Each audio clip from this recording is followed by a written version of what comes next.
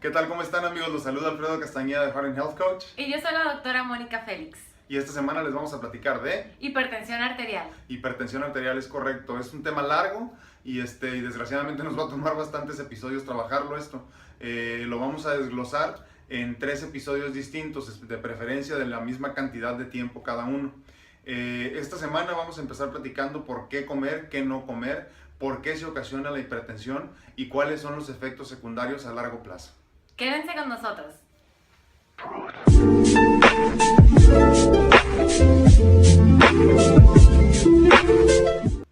La hipertensión no es otra cosa que la presión arterial elevada. ¿Qué significa esto?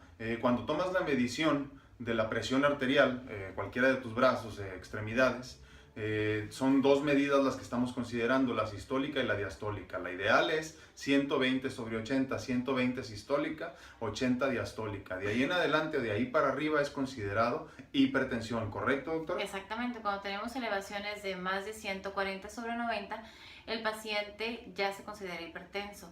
Es muy importante que cuando nosotros tengamos esa medición no le demos al paciente inmediatamente el diagnóstico de hipertensión arterial, porque tenemos que tener por lo menos 5 tomas a la misma hora de preferencia con las mismas cifras elevadas, ¿no? Entonces, cuando el paciente ya tenemos 140/90 milímetros de mercurio en esas tomas, más de 5 ocasiones, 5 días diferentes, obviamente, ahí podemos clasificar al paciente como hipertenso.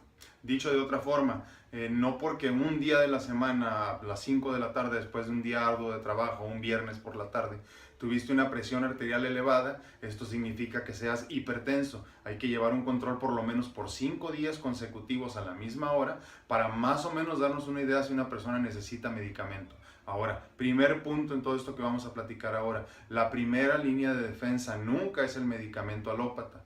Eso sería ya en caso de poner tu vida en riesgo, ¿no? Entonces, como punto número 1 de todo esto, no vamos a pasar después de un diagnóstico de hipertensión a la medicina alópata como tal. Sí, en efecto, una vez que el paciente ya se ha diagnosticado hipertenso, es nuestra obligación como médicos en ese momento educar al paciente con cambios en la alimentación, cambios en el sedentarismo que probablemente tenga el paciente, y de ahí en adelante simplemente guiarlos, ¿verdad? Guiarlos a hacer cambios importantísimos inmediatamente y de ahí ver cómo va presentándose el paciente con su presión arterial, ¿verdad? Y ya de ahí tal vez si vemos no respuesta, pues ahora sí dar el medicamento oportuno, ¿no? Claro que estamos hablando que si el paciente tenía una presión arterial muy elevada, más de 200/110, pues ahí sí inmediatamente hay que darle medicamento, ¿verdad? Alópata. Pero si tenemos que el paciente pues estaba manejando una presión que no comprometía su vida en ese momento, yo creo que lo más importante que tenemos que hacer es educación oportuna.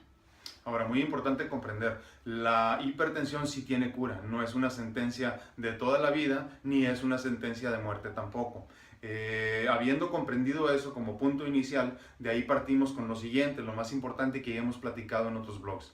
Lo más importante de comprender aquí en cuestión de medicamento es que la mejor medicina es el alimento. Entonces de aquí vamos a entrar un poco a lo que debes comer y a lo que no debes comer cuando sufres de hipertensión. Ahora, ¿qué nos pone en riesgo de sufrir o padecer hipertensión? Es un tema muy extenso, como ya lo habíamos comentado, entonces creo que es bien importante nos vamos a limitar en este momento simplemente a platicar de nuestra alimentación, ¿no? Primero, hablar de los 3 puntos hablar de los 3 ¿no? puntos, ¿no? Que o es sea, no excedernos en sodio, que es la sal. Correcto. Grasas animales, aclaramos, exactamente, que vienen sobre todo de la carne roja, que vienen ya procesadas con hormonas y demás. Y la tercera, que es muy importante y las adicciones, ¿no? Exactamente, alcoholismo y tabaquismo, ¿no? Entonces, desde manera ocasional, que comentan los pacientes, eso puede causar simplemente estar en riesgo. Exactamente. Ahora, el exceso de sodio, como algunas veces lo hemos platicado ya, no es nada más lo que tú pones en exceso a la comida que ya está preparada, ¿no? Sino que cada producto o cada alimento ya viene con algún tipo, naturalmente, con alguna cantidad de sodio. Entonces, cuando tú le añades, pues imagínate el daño que le estás haciendo a tu organismo, ¿no? Esa es para la cuestión del sodio. Ahora, cuando hablamos muchas veces con los pacientes, no terminan de comprender algo muy importante, Casi todos los productos, si no es que todos en el mundo, tienen algo de sodio. Entonces, normalmente la gente tiende a pensar que si tengo diabetes no debo de comer nada que me sepa dulce, y no es así. Y la misma teoría funciona para las personas que sufren hipertensión. La gente por alguna razón tiende a pensar que todo lo que sabe salado es malo. Sí, Hasta cierto punto saladitos sí. y demás, ¿no? Pero como Exactamente. comenta Alfredo, no es así. Aquí es bien importante hacerles hincapié a los pacientes que desde el pan, la masa del pan, la tortilla, todo tiene sodio, ¿no? Todo tiene sal. Entonces, platicaremos bien en cuanto a los alimentos que realmente debemos de evitar para que de esa forma tú estés en mejor estado de salud. Exactamente. Ahora, en cuestión, por ejemplo, del sodio que contienen productos que a veces ni siquiera imaginamos. Les pongo un ejemplo muy sencillo que utilizamos aquí en el consultorio nosotros mucho. Si tú vas y consumes cualquier tipo de jugo de frutas, del que te imagines, esos que ya te venden en empaquetados. Sí, en la tienda ya listos para tomar, que mucha gente pues son muy socorridos porque dices, ay, es un jugo verde o es un jugo de mango y esto voy a tomar porque es más saludable que la soda. Error número uno. Es casi peor consumir un jugo de esos que una soda de cualquier tipo, ¿no? Normalmente esos jugos ya tienen una cantidad de sodio que es más o menos equivalente a la que deberías de estar consumiendo en un día. Un día completo por un juguito así nada más, ¿no? Entonces hay que cuidarnos mucho de la cantidad de sodio que consumimos y definitivamente no excedernos en la sal. O sea, no añadas más sal a la comida que ya estás consumiendo tú, porque normalmente ya trae uno de la preparación y otro normal o natural desde que el animal o el vegetal creció o fue sacrificado, ¿no?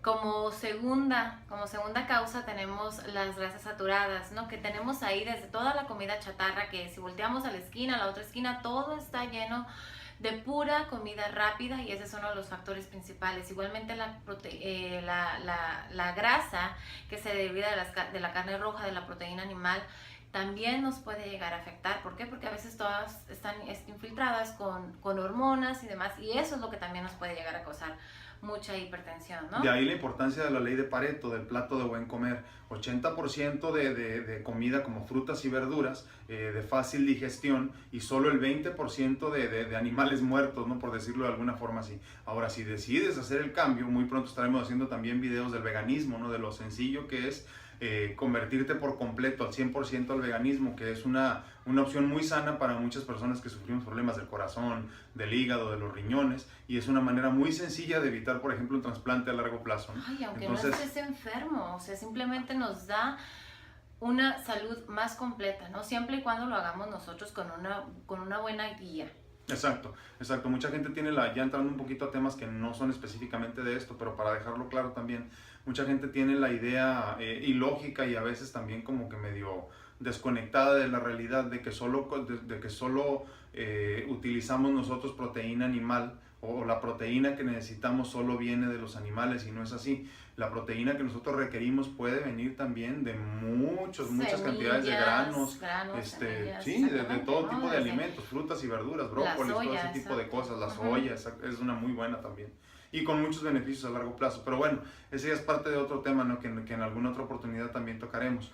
Pero ahí automáticamente nos conectamos a lo que sí debemos de comer, ¿no? Estamos tratando de hacerlo lo más sencillo de entender posible, con 3 puntos importantes de lo que no debes de consumir, y lo que sí debes de consumir, pues es más sencillo todavía, porque en uno podemos terminar con todos. ¿Qué debemos de comer para evitar la hipertensión? Abundante agua, eso es lo que tenemos que hacer primero. Tener que limpiar nuestro organismo, nuestras arterias y nuestras venas, todo nuestro sistema de riñón, del corazón, tomando suficiente agua natural. Ya les platicamos qué tipo de agua es la que tenemos que consumir. Agua destilada, no se les olvide. Si no consiguen de esa, consigan también del agua que es pH balanceada, alcalina, ¿no? Exactamente. Muy buena también, pero para nosotros una mejor opción siempre ha sido la destilada, porque está libre de todo lo que se imaginen. ¿Por qué es importante esto? Porque necesitamos tener a nuestro cuerpo completamente o casi completamente libre de toxinas.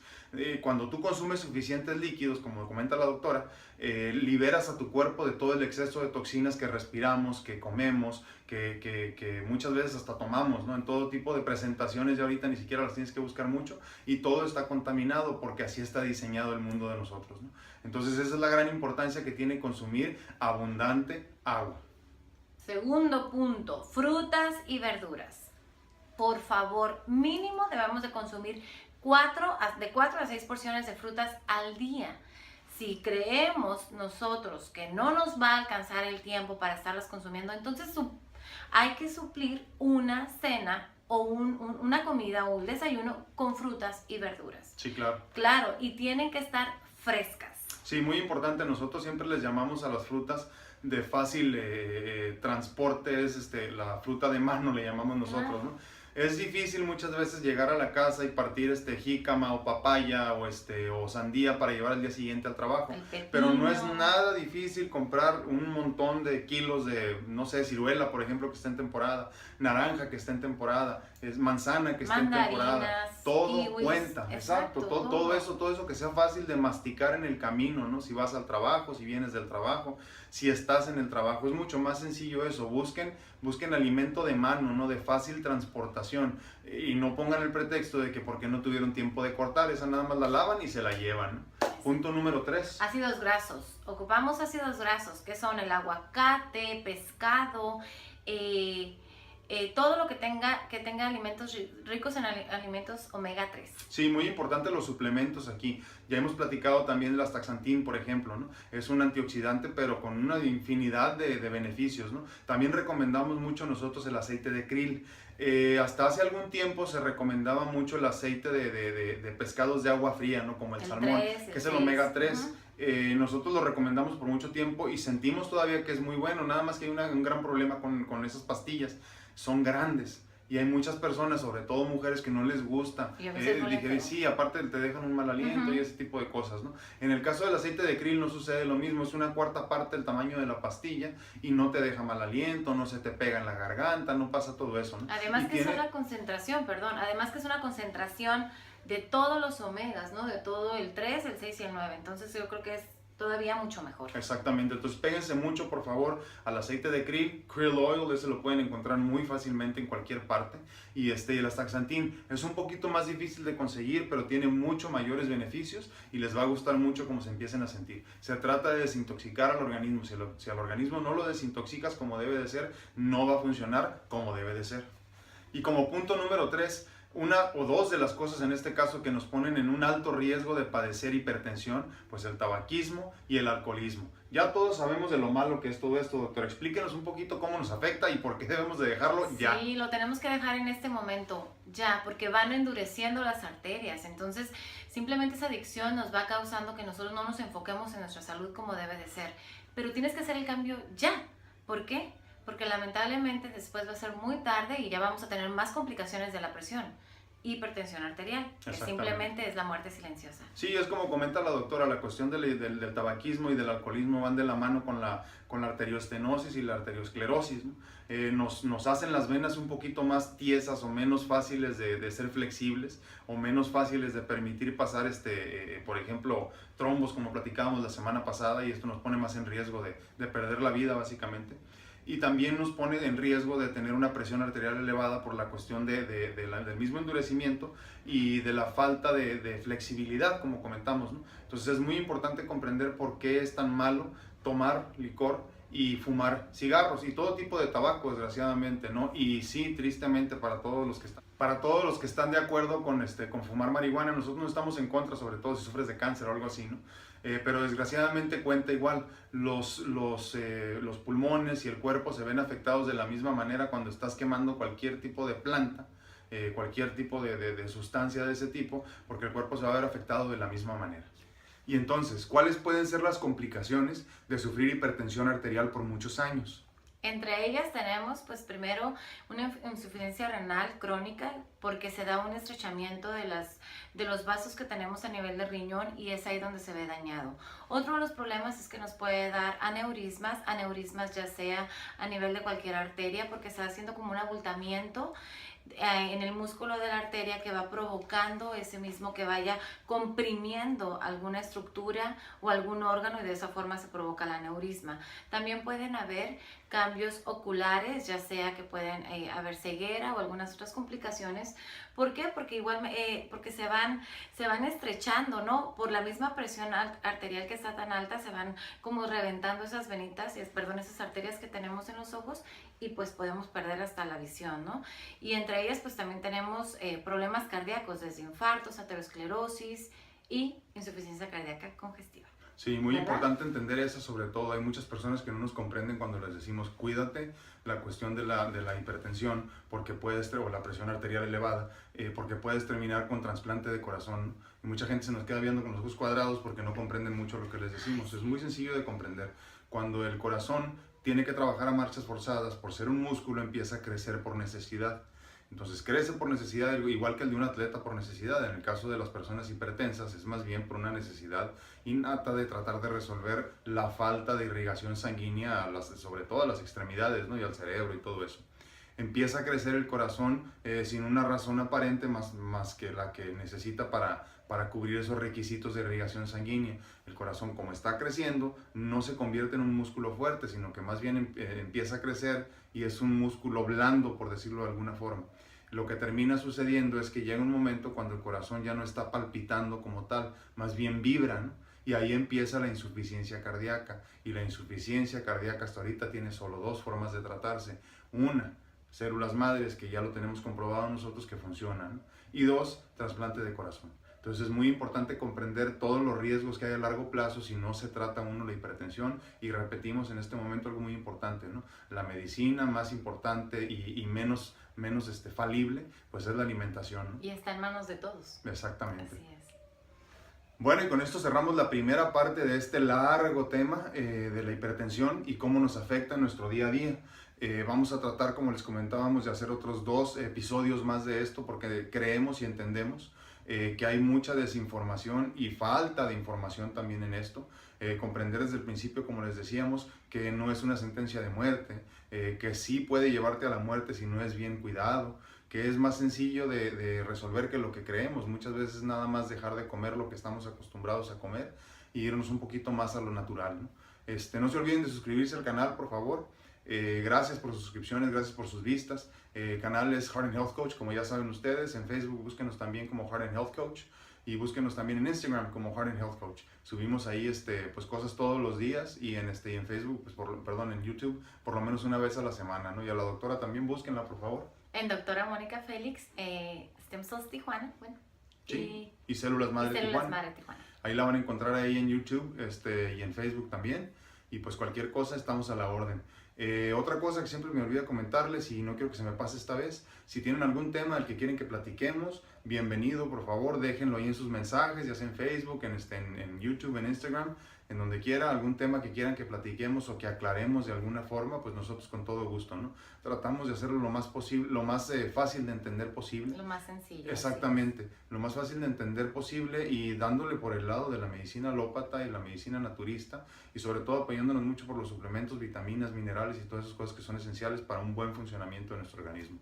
Pues sin más por el momento nos despedimos. Muchas gracias por estar una vez aquí con nosotros y los dejo con la doctora y su despedida. Hasta luego y recuerden que los cambios los puedes hacer tú y eso es ahora. Adiós. Gracias, Dios los bendiga y nos vemos pronto.